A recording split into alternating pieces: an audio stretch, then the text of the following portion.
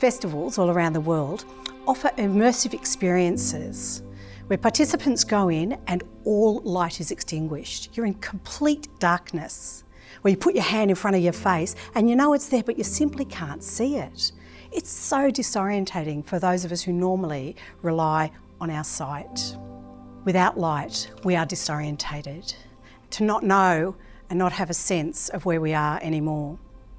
The text that we're looking at today focuses on the place of light, because when the light comes back on, we feel orientated again, we feel comforted, we know where we are and where we're going. Jesus used this text about light in the middle of the Feast of Tabernacles. During this feast, 2 enormous candlesticks were lit in the temple courts, shedding enormous light as they remember the pillar of fire that led them. Scholars tell us that at this festival, this light-drenched festival, celebrants would pick up burning torches and dance before the candlesticks, adding even more light to this already light-drenched scene. In that context, Jesus said, "I am the light of the world." Jesus' words take this ancient rite of light and turns it into incarnate presence, to a lived, embodied experience.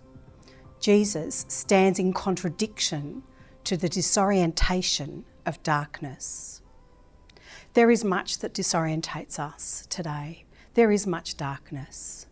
The lack of civility that I see on social media, on the ongoing impacts of colonisation to First Nations peoples, the increasingly shrill and polarised public debate. We look into the gloom, we peer, but things are not clear.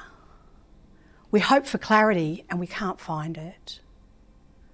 And into that gloom, we hear again the words of Jesus, "I am the light of the world." And into this scene of disorientation, Jesus brings hope and action. There is hope because he says, "I am the light of the world." Now in this text, there was light, but it was just in the temple. And now we see Jesus taking that and says, "of the world."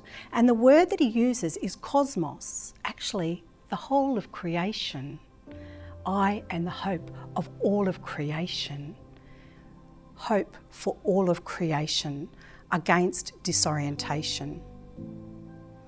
And then he says an action, follow me, do something, be a light bringer.